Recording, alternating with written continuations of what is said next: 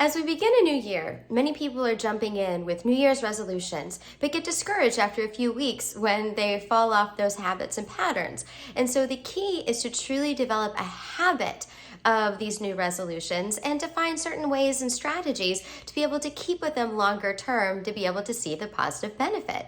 We do see that habits actually can be very positive for our well-being, but the trick is to make them habits versus just routines. While routines are things that we're consciously doing, we find that habits can be things that become such an innate part of our functioning that we don't even have to think about it anymore. We do know that sometimes that can be unhelpful when we have unhealthy habits and ways of thinking, but it can also be something that's very positive. In order to do that, we also see that habits can be positive because they can produce a sense of pride, they can boost our self-esteem, they can reduce anxiety as well as stress, and can increase our productivity. This partially is because then our brain knows what to expect and when to expect it. So how do we make this a habit, be something that's going to be productive and something that can happen and positively impact our well-being? Well, one strategy is to stack habits. What do we mean by that?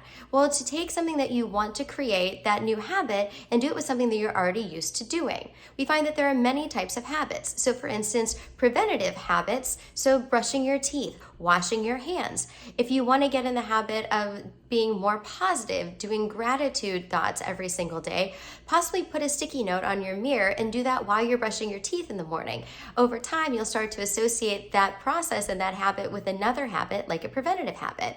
We have eating habits. For instance, it may be filling half your plate instead of the whole plate, doing daily preps or weekly preps for our meals, habits of our mind, so getting into the habit of looking at things from a more positive perspective, trying to find the humor in situations when they may not be going the way we want them to.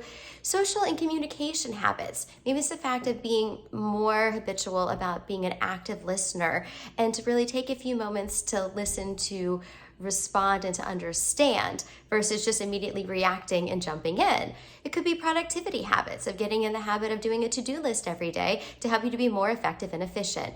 Whatever those habits are that you want to be able to build, again, think about stacking habits. Additionally, some other quick tips. Make it something that's realistic to accomplish.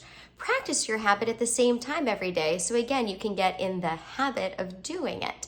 Cheer yourself on as you find that in 2-3 days you're doing this and it becomes less and less something that you have to remind yourself to do. You can consider using the buddy system if you know someone else that's wanting to develop new habits. But be cautious not to criticize yourself. It's not going to be perfect. There's tons of research out there that can say that it can be anywhere from a few days to 60 days to 250 days to develop a habit.